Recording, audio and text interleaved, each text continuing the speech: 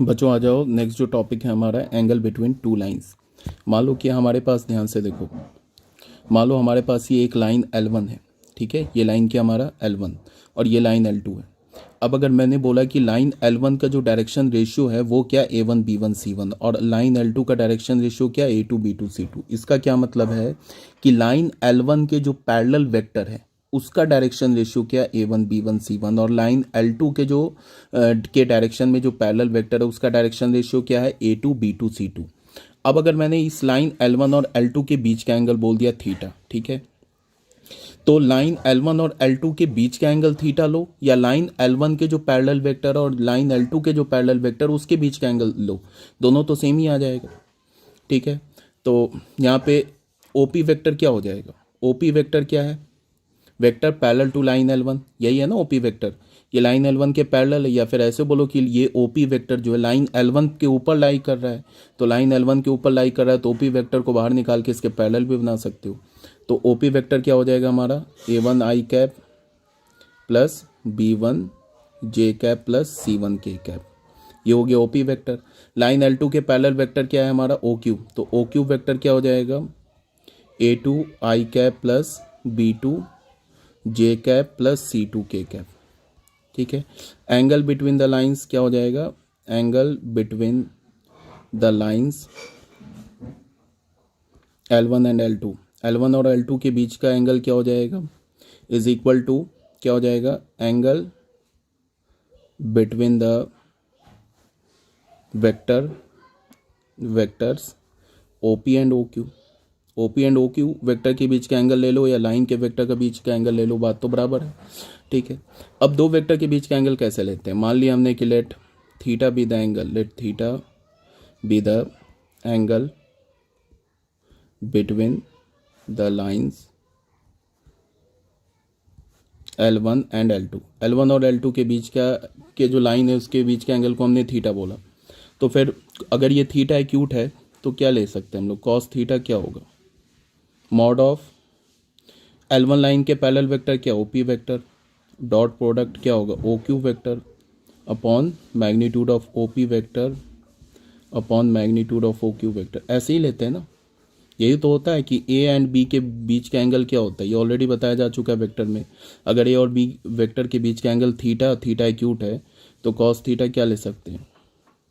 A vector dot B vector upon magnitude of A magnitude of B, ऐसे ही लेते हैं ना। और एक्यूट लेना है तो मॉड ले लिया, ठीक है। और थीटा कहाँ से? दो वेक्टर के बीच का एंगल क्या हो सकता है? 0 से पाई के बीच हो सकता है, ठीक है। अगर मॉड ले लिया तब तो एक्यूट एंगल आ जाएगा, तब तो फिर ऑब्ट्यूज एंगल भी आ जाएगा, पाई माइनस थीटा। तो यहाँ से क्या हो जाएगा? यहाँ से कॉस थीटा क्या होगा? मॉड लिया हमने, OP वेक्टर क्या है? A1 I cap, OP vector क्या है हमारा? मॉड लिया, OP वेक्टर है हमारा A1 I cap, A1 I cap plus B1 J cap plus C1 K cap, ये हो गया हमारा OP vector dot OQ vector क्या हमारा? A2 I cap plus B2 J cap plus C2 K cap upon OP vector का magnitude क्या हो जाएगा? Root under A1 square plus B1 square plus C1 square. OQ vector का magnitude क्या हो जाएगा? A2 square plus B2 square plus C2 square, ठीक है। तो ये क्या आएगा हमारा? एक्यूट एंगल आएगा।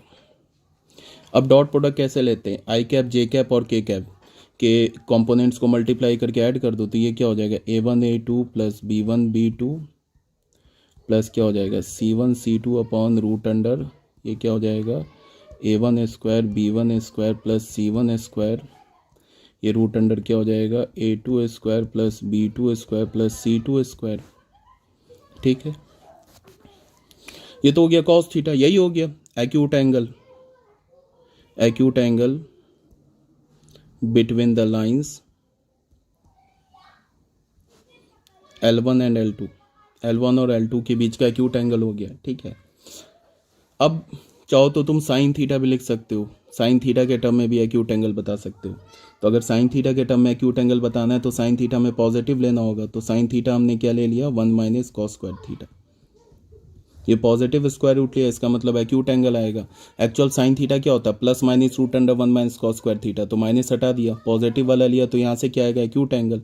अब यहाँ पे कुछ नहीं है, 1 माइनस इस कॉस थीटा, इस पूरे मॉड का स्क्वायर करोगे तो क्या आ जाएगा, ये आ जाएगा ना ऐसे, a1 a2 plus b1 b2 plus c1 c2 upon root under a1 square plus b1 square plus c1 square, यहाँ से आ जाएगा a2 square b2 square c2 square का यहाँ से होल स्क्वायर, ऐसे आ जाएगा। ठीक है, हमें पता है ना कि मॉड ऑफ एक्स का होल स्क्वायर लो या एक्स स्क्वायर का मॉड लो या एक्स, ये इक्वल होता है। ठीक है, ये किसके इक्वल हो गया, स्क्वायर रूट ले लिया हमने। यहाँ पे तो पहले आ जाएगा ये ऐसे a1 a2 plus b1 b2 plus c1 c2 का होल स्क्वायर अपॉन ये क्या हो जाएगा, a1 square b1 square c1 square, यहाँ से क्या हो जाएगा a2 square b2 square c2 square, ऐसे हो गया। ये किसके इक्वल आ रहा है, साइन थीटा, और थीटा हमारा क्या एक्यूट है, तो साइन थीटा क्या हो गया हमारा,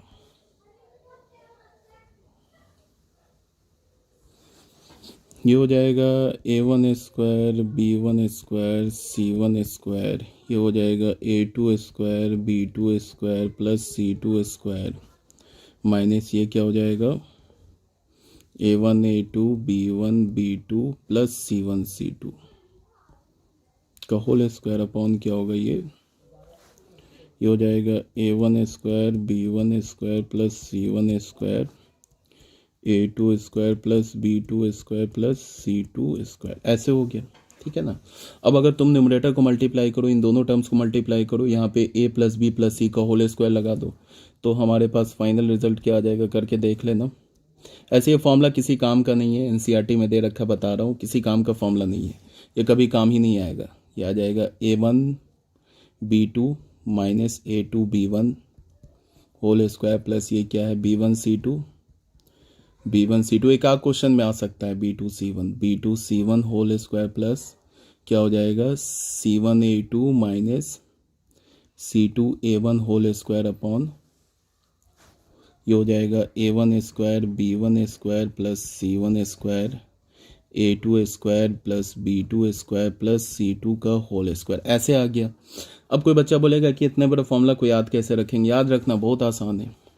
पहले तो तुम इसको ऐसे लिख लो, a1 b2 minus a2 b1 का होल स्क्वायर प्लस क्या b1 c2 minus b2 c1 का होल स्क्वायर प्लस क्या लिखोगे c1 a2 minus c2 a1 का होल स्क्वायर, ऐसे लिख लिया। अपॉन क्या लिखेंगे, रूट अंडर, ऐसे लिख लिया a1 square b1 square c1 square root under a2 square b2 square plus c2 square, ऐसे लिख लिया। ये किसके इक्वल हो गया, हमारा साइन थीटा के इक्वल हो गया। ये हो गया हमारा साइन थीटा, और यहाँ पे थीटा हमें क्या मिलेगा, इस फॉर्मूले से एक्यूट एंगल मिलेगा।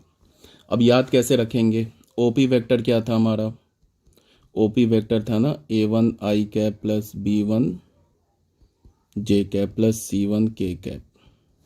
ओक्यू वेक्टर क्या था, a2 i cap plus b2 j cap plus c2 k cap. तो इसको याद ऐसे रखेंगे, देखो रूट अंडर क्या है यहाँ पे, देखो a1 b2 minus a2 b1 whole square plus ये क्या है b1 c2 minus b2 c1 whole square.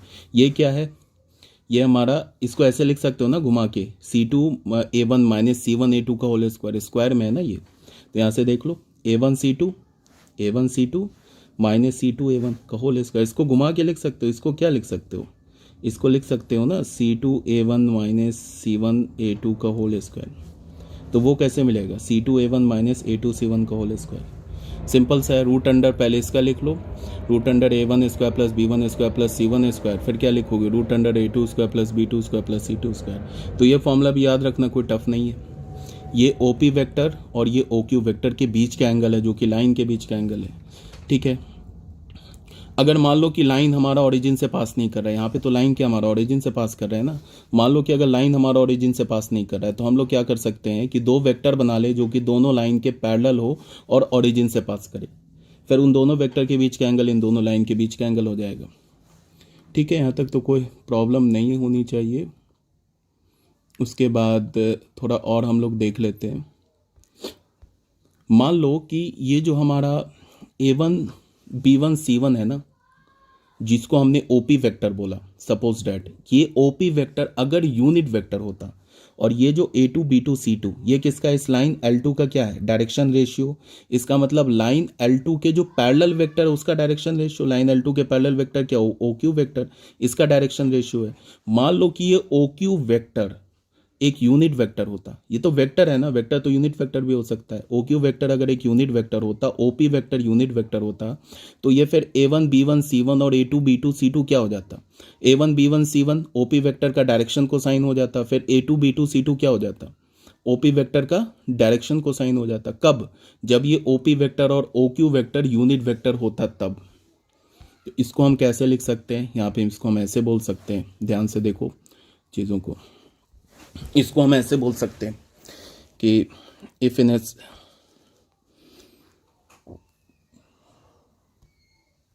ऐसे बोल सकते हैं, instead of direction cosines,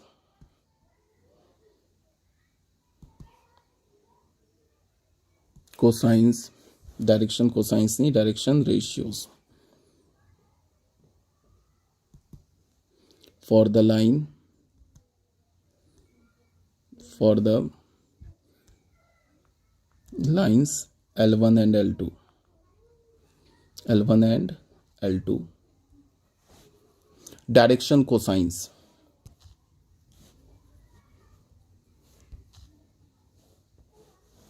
sorry, direction cosines,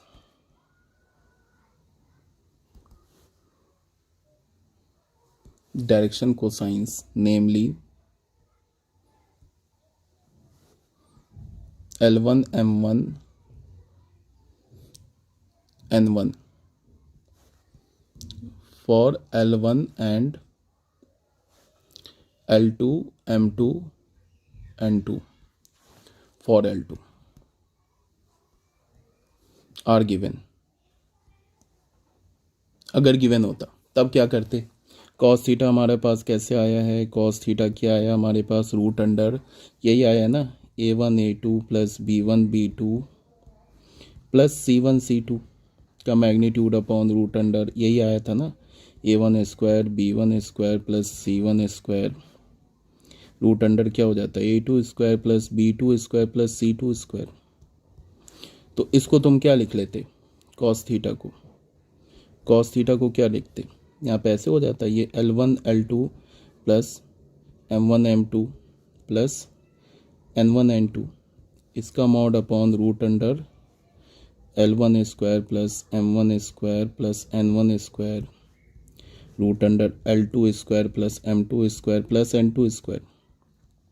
और हमें पता है कि L1 square plus M1 square plus N1 square क्या हो जाता, ये हमारा 1 हो जाता, बिकॉज डायरेक्शन को साइन है। फिर L2 square plus M2 square plus N2 square क्या हो जाता है, ये भी 1 हो जाता। तो एंगल क्या हो जाता है यहाँ से हमारा, mod of L1 L2 plus M1 N2 plus N1 N2। तो यहाँ से थीटा हमें क्या मिल जाता, अगर हम लोग थीटा निकालते तो थीटा क्या मिल जाता, cos inverse acute angle L1 L2 plus M1 M2 plus N1 N2, ये हमारा थीटा मिल जाता, ठीक है ना। और साइन थीटा क्या मिला हमें, साइन थीटा ये मिला है ना। अब ये फॉर्मूला कैसे याद रखेंगे, बहुत आसान है फॉर्मूला याद रखना। यहाँ पे ऐसे याद रख लेंगे, A1 B1 C1 A2 B2 C2, ये पहले वेक्टर का डायरेक्शन रेशियो है, ये दूसरे वेक्टर का डायरेक्शन रेशियो है। तो यहाँ पे A1 B1 C1 की जगह क्या है, L1 L2 और L1 M1 N1, क्या ये L1 M1 N1 और ये क्या हो जाएगा L2 M2N2, क्रॉस मल्टीप्लाई करो, ऐसे करो, फिर ऐसे करो, फिर इसको इससे, फिर इसको इससे, तो क्या हो जाएगा ये मॉड, ये हो जाएगा L1M2 माइनस L2M1 का होल स्क्वायर प्लस क्या हो जाएगा ये M1N2 माइनस M2N1 का होल स्क्वायर प्लस क्या हो जाएगा ये L1N2 माइनस L2N1 का होल स्क्वायर, ऐसे ले लिया हमने, ठीक है ना। उसके बाद क्या करेंगे, इस पर मॉड लगा देंगे। रूट अंडर क्या आ रहा था, रूट अंडर ये तो है, इस पर स्क्वायर रूट भी होगा ना यार, ये मॉड नहीं है तो स्क्वायर रूट होगा ना। एक मिनट,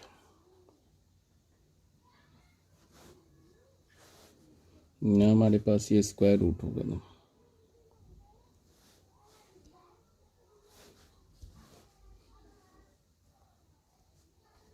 इस पूरे का स्क्वायर रूट होगा, ठीक है। अपॉन क्या है, रूट अंडर क्या होगा L1 square plus M1 square plus N1 square, और यहाँ क्या होगा root under L2 square M2 square plus N2 square. तो साइन थीटा फाइनली हमें क्या मिल जाएगा, root under L1M2 minus L2M1 का whole square plus M1N2 minus M2N1 का होल स्क्वायर प्लस क्या होगा ये L1N2 माइनस L2N1 का होल स्क्वायर, और ये तो 1 हो जाएगा, ये भी 1 हो जाएगा। तो यहाँ से फिर थीटा निकालो, ये साइन इनवर्स में आ जाएगा। ये फॉर्मूला बन गया कब, जब अगर जो हमारे लाइन के जो पैरेलल वेक्टर है वो अगर क्या होता हमारे पास गिवन होता यूनिट वेक्टर, उस केस में बोल रहे हैं। अब कुछ पर्टिकुलर केस ले लो, यहाँ पे कुछ पर्टिकुलर केस ले लो। If lines with direction ratios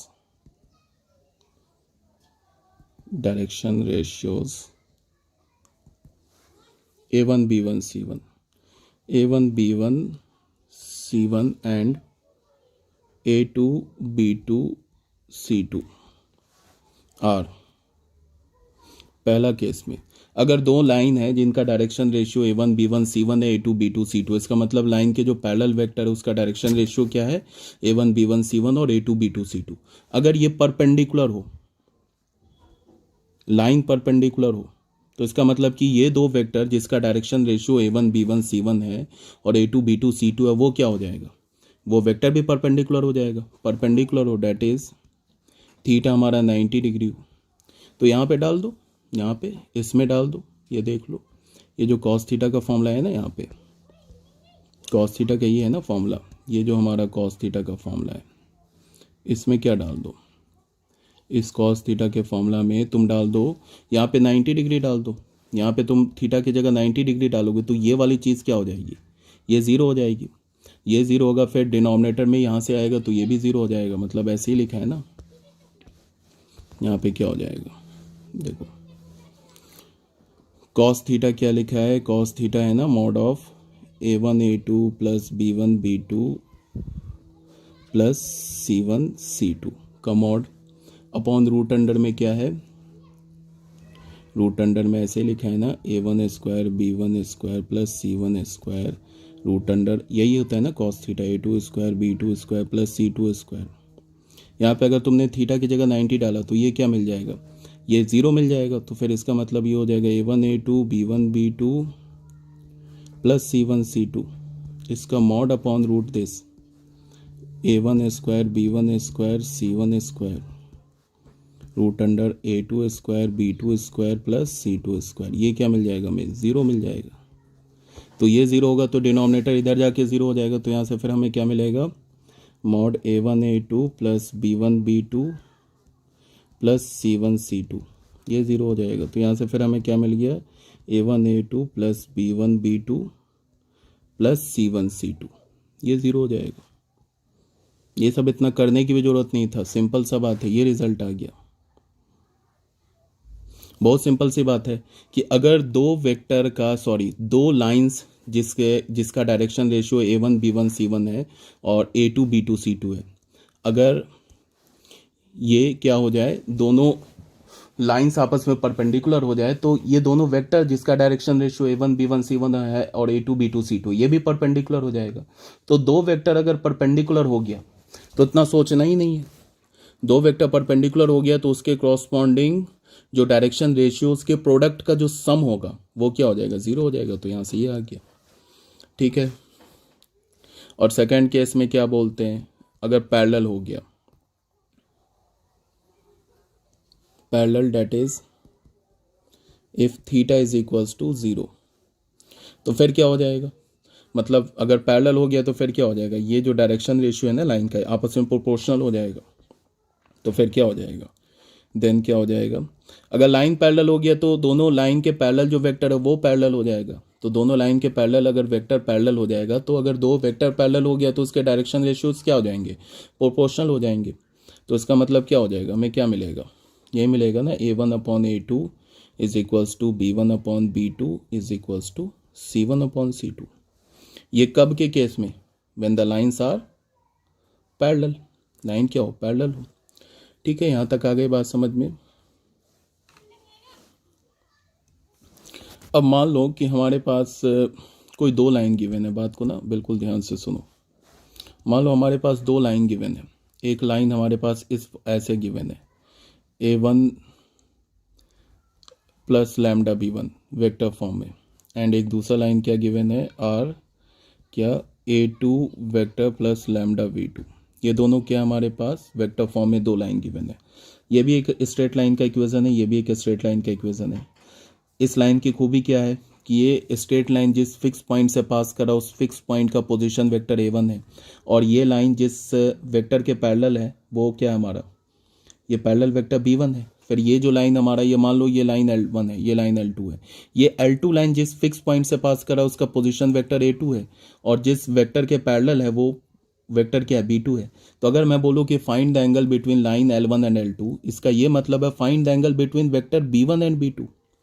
इस B1 वेक्टर और B2 वेक्टर के बीच का एंगल निकालो। जो B1 वेक्टर और B2 वेक्टर के बीच का एंगल होगा वही लाइन के वेक्टर का, वही दोनों लाइन के वेक्टर का, लाइन के बीच का एंगल होगा।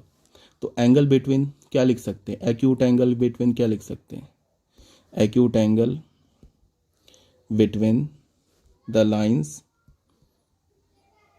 L1 एंड L2, L1 और L2 के बीच का एक्यूट एंगल कॉस थीटा क्या हो जाएगा हमारा। लाइन के बीच का एंगल निकालो या B1 B2 के बीच का एंगल निकालो, बात बराबर है। तो B1 vector dot B2 vector upon magnitude of B1 vector magnitude of B2 vector, simple सा बात है, ये हो गया। ठीक है, अगर लाइन हमारे पास कार्टेशियन फॉर्म में गिवन हो, मतलब क्या हो, ऐसे गिवन हो x minus x1 upon A1, ये y minus y1 upon B1, और गिवन हो z minus z1 upon C1।